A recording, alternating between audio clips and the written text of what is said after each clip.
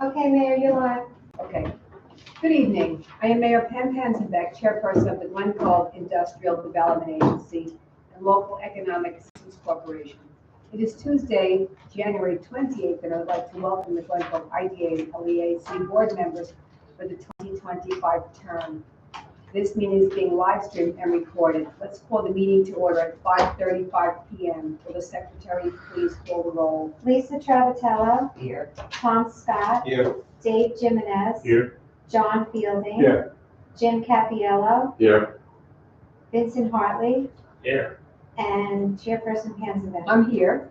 I make a motion to approve the minutes of the IDA LEAC meeting held December 10th, 2024, and I ask for a second. Second. Motion seconded by Vince Hartley. Are there any questions on the minutes? Will the secretary please poll the board? Lisa Travatello. Vote aye. Tom Scott. Aye. Dave Jimenez. Aye. John Fielding. Aye. Jim Capiello. Aye. Vincent Hartley. Aye. And Chairperson Panzavek. I vote aye. Motion carried. Lan Fangman, please provide the members with her executive director's report. Good evening, everyone. Welcome to the 2025 year of the IDA and LEAC. All right, so I'm going to start off with a Newsday article that came out today. Figured I would address it in the beginning. There's a federal lawsuit that alleges 3 Long Island property management companies conspired to inflate rent prices. The extent to which the alleged conduct occurred on Long Island remains unclear, but this has been now brought up in public discussion. One of those companies, Greystar, just so you know, because it was cited in the Newsday article, Harbor Landing, the rentals at the waterfront they manage, and they also manage the rentals over at Village Square. Now that being said, I read the article today, and it really addresses properties in the South, I believe it was the Carolinas, where this conduct was occurring. That being said, I just wanted to bring it to everyone's attention, and obviously we'll be keeping a close eye on this, as we move forward. Does anyone have any questions? No. Okay.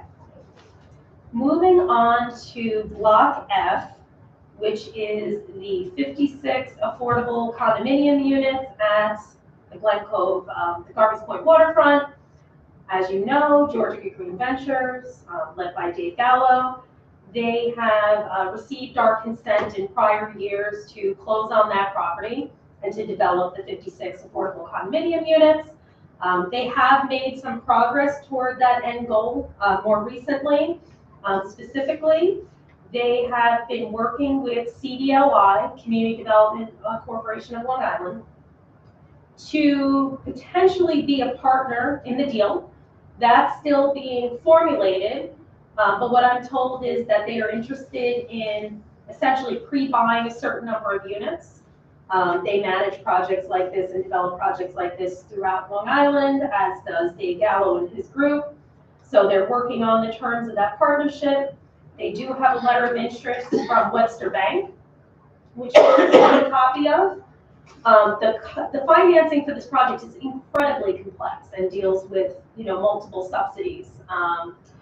So that's been part of the holdup in this. But they would like to come to, let's cross our fingers, the February meeting of the IDA.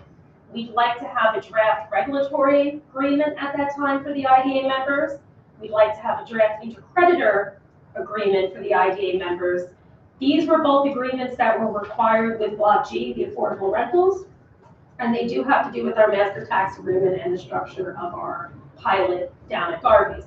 And also, the Garbers Point bonds and the trustees' involvement. They would also be parties to these agreements, or at least reviewing these agreements, and we're parties to them.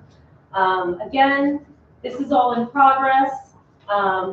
I plan to join some calls with them in the state over the next couple weeks. I think we're going to get the attorneys together on the phone, including Millen, to take a look at these agreements. Millen had submitted some comments on the draft regulatory agreement previously. So that's all in progress. Does anyone have any questions at this time on Block F? And what's the approximate cost of the project? So I don't have the IDA application on me at the moment, but looking at the letter of interest from Webster Bank, it looks like they're looking for a construction loan amount of $23,722,548. Those are not final numbers. Total project costs are represented as $39 million. And again, I'd have to go back to the original IDA application for the sales tax and mortgage recording tax, because that was back in 2023, I believe, when we consented to the transfer from RXR to Georgia Green Ventures. They're getting $11 million, and $4.2 million in various state subsidies. And again, these numbers are very preliminary, so once they progress through this, we'll get a much better idea of the project costs involved, and if they come to the February meeting, hopefully have that a little more solidified. You said they're possibly looking to become a partner in the project? CDLY is potentially going to become a partner in the project with Georgia Green Ventures, but that's all, I think, subject to their board approval, and it's being discussed right now. Now, that being said, if CDLY takes any kind of equity role in this project moving forward, that would also be subject to IDA board consent. So I did mention to Georgia Green Ventures today on the phone to think about that, because, they should really be coming for the consent on that matter when they come with the other items. What did you say CDLI stands for? Community Development Corporation of Long Island. They're an affordable housing entity, developer, manager. And they work on a number of different properties. Oh, they're Right. huge. Yeah, they're everywhere. Yep, I believe they're even working on properties. I believe they're now administrating the Glen Cove Public Housing Authority units as well, after their RAD conversion. Mm-hmm. And they also manage the Section 8, the Housing Choice Voucher Program on behalf of Nassau County. So we, the CDA, manages our small Glen Cove program, but they're managing the larger Nassau County program. Again, all preliminary, but this project's been going on a long time, and I just wanted to show the board members that there have been updates and some movement, and we're hoping for February, if not this spring. The project, though, would not close until later this year, the end of summer, early fall, because I believe they still have to go back to the planning board for site plan approval and building permits. Building permits. Correct. So they still have some wood to chop, yeah. But we're hoping for a 2025 closing, and that's what they have been representing so far this year. Any more questions on that project? Okay. I mean, just quickly, if you haven't driven by Janet Lane and the duplex that had burned down on Dixon Street, it's finally been demolished. They came in with the demolition permits, I think, a couple weeks ago, and then very quickly after that, the structure came down, which I know the residents of that neighborhood are very happy about. They did bring on a new property management group, a Job Co, or an affiliate of Job Co, and they are working on the next steps for the rebuilding of that duplex. But the first step was just getting that burnt out building down. It's really down, it's shocking. Right. There are some other matters. I might hold them toward the end of the meeting for when Millen Tyler is supposed to join us. And if he does not join us, I will still cover them toward the end of the meeting. All right? Thank you. Okay, so Margot's not here, so Ann, will you provide the members with her financial report? All right, so I'm not going to pretend to be Margot, but we all You'll be fine. received copies of the financial report. Just keep in mind that Margot is still working with our auditors right now, working through our audit and end of year. There might be some adjustments to these numbers as she continues to work through these numbers. But thus far, IDA, total revenue of $309,000 as compared to the annual budget of $313,000. The escrow revenue, $208,000 as professional fees compared to the budget of $110,000. So we did exceed, our estimated escrow revenue for the year. Other revenue, $71,000 from admin fees and consent fees compared to the budget of $199,000. The primary reason for that not meeting the revenue projections is because we did not have those projects close in 2024. Interest income of $30,000. So that summarizes the revenue for IDA. Does anyone have any questions? Moving on to expenses, and again, this is for the period of January through December 2024 as compared to the annual budget as follows. Total expenses of $413,000 as compared to the annual budget of $308,000. Salaries and benefits incurred for $171,000 as compared to the annual budget of $171,000. So that was right on target. Professional expenditures incurred $238,000 compared to the annual budget of $131,000. Note that was due to our accounting fees, legal fees, and escrow professional fees. And as we established, under revenue, we had escrow fees come in way over what we had budgeted for. Note escrow expenses included over $207,000. Other expenses incurred for the amount of $4,000 compared to the annual budget of $4.9. $4,900. Other expenses include office expense, copier, and admin expenses, so we saved a little bit there. There is a year-to-date operating loss of $105,000, which again, that number is driven by those projects not closing in 2024 and the agency not receiving those project closing and administrative fees. Do you know what those fees are? So what we do every year is we try to estimate to the best of our ability a conservative amount of fees that we're going to receive from project closings. If we had, one of several projects that we were thinking of on the horizon close in 2024, we would have made our goal. But those projects did not close in 2024. Block F, as we just discussed, we're hoping for 2025, and there are others.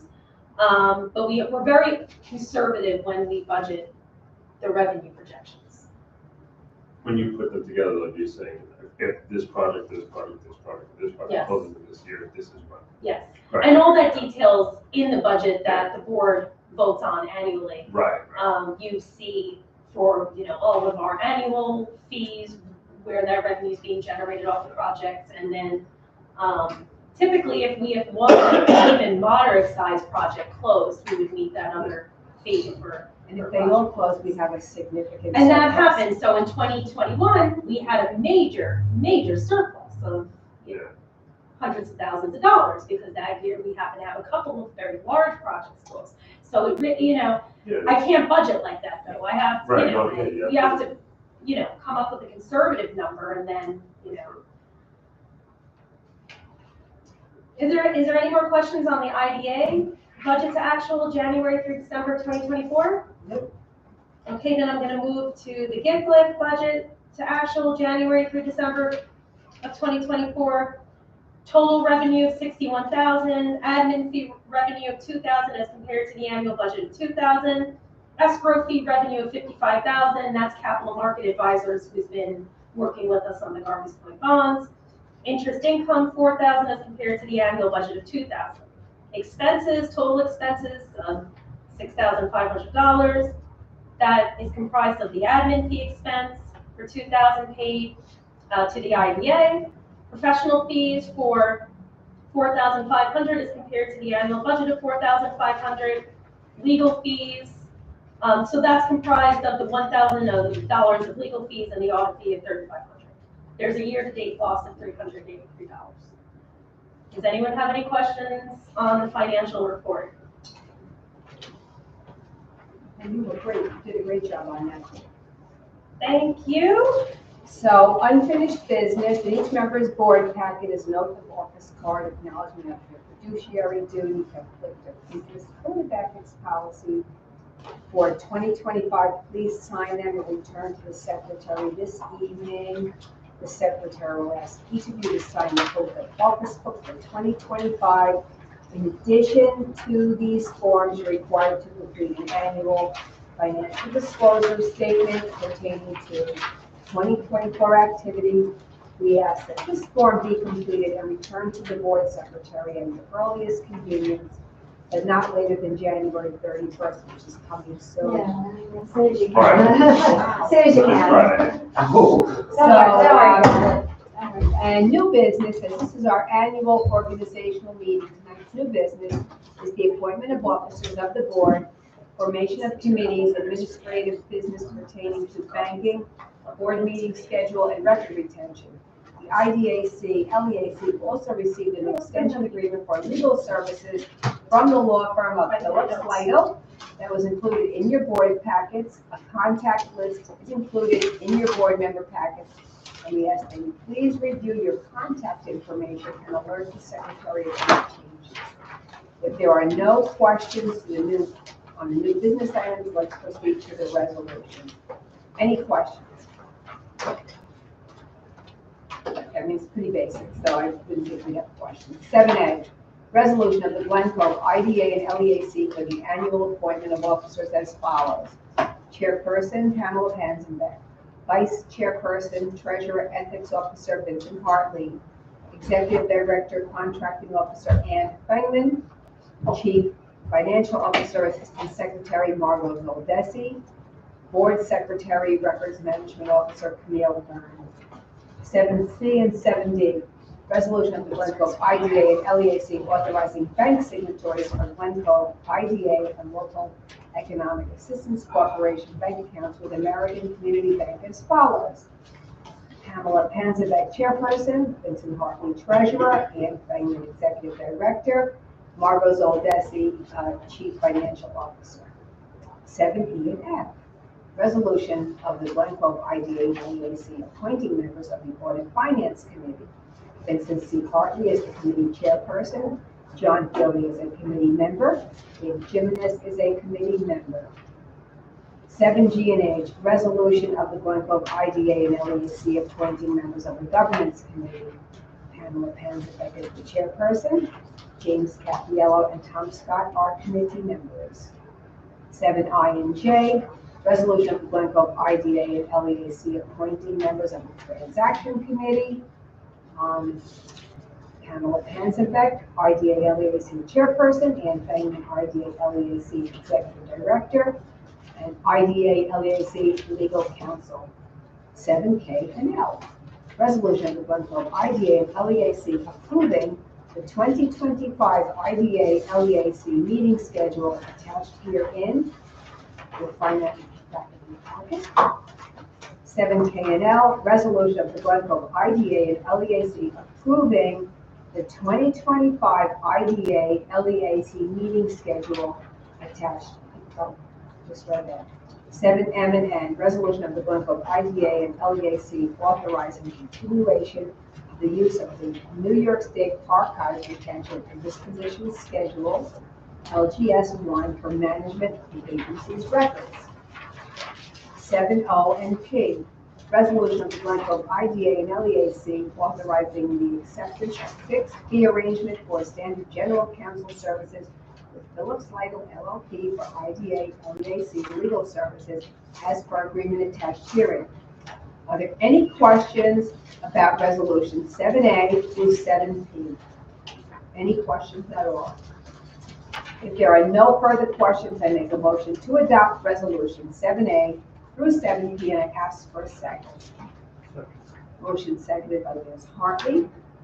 Will the secretary please poll the board? Lisa Travisano, I vote aye on all. Tom Scott, Aye. Dave Jimenez, Aye. John Fielding, Aye. Jim Capiello, Aye. Vice Chair Hartley, Aye. and Chairperson Panzenbeck. I vote aye. Motion carried. Do anybody desire to enter executive session? Do we need to go into executive session? I wanted to address the meeting schedule. Because I found that last year, since all the meetings are on a Tuesday and you have city council on Tuesday, you're running out of here, as well as Ms. Bangman, in the middle of some heavy negotiations, and we can't lose your input. No, maybe we can start those meetings. We made some changes, so now we have the meeting starting at 5:30 instead of 6 o'clock. So that adds a full half hour, and we've also tried to stagger the meetings for the most part. We have a couple of occasions where we might have CDA and IDA on the same night, but for the most part, we're now staggering. So the mayor doesn't have CDA, IDA, city council. So everything's been kind of set back, like even the public hearing tonight, we started at 5 to ensure we had, we could start this meeting at 5:30 instead of 6, and then, have our chairperson be able to go to Because the it's city very council anxious at for me 7:30. when I'm sitting here, Yeah. and I know where we have a lot to cover. I have to run to Legion, and I kind of just can't go from that meeting. I know Camille, I you need spent 2 a good minutes amount to of get time to on know all of it. it. It's Yeah. reflected in the schedule, that it Yeah. says the meeting start at 5:30 unless otherwise Right. noted. And we staggered them as well to a large part so that CDA and IDA aren't on the same night. And keep in mind, we could always, if we know we have a certain matter that's gonna need a lot of discussion, Right. we can always schedule a special meeting Correct. on a different night of the week. I know we've done Thursdays before Wednesdays. We could schedule a separate special meeting for a particular matter, especially if the board is being asked to approve an application for financial assistance. So we can definitely keep that in mind. Thank you.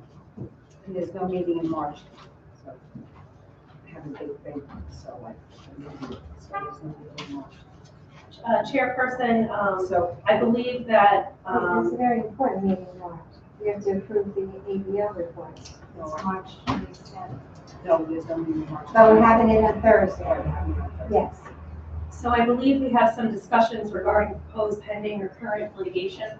Okay, so I make a motion to go into executive session to discuss proposed litigation. May I have a second? Motion is seconded by Vince Hartley. Will the clerk please poll the board? Lisa Travatello. Aye. Tom Scott. Aye. Dave Dukeness. Aye. John Fielding. Aye. Jim Capiello. Vice Chair Hartley. Aye. And Chairperson Panzavek. I vote aye. Motion carried. We enter executive session 5:57 p.m. Please pause the live stream.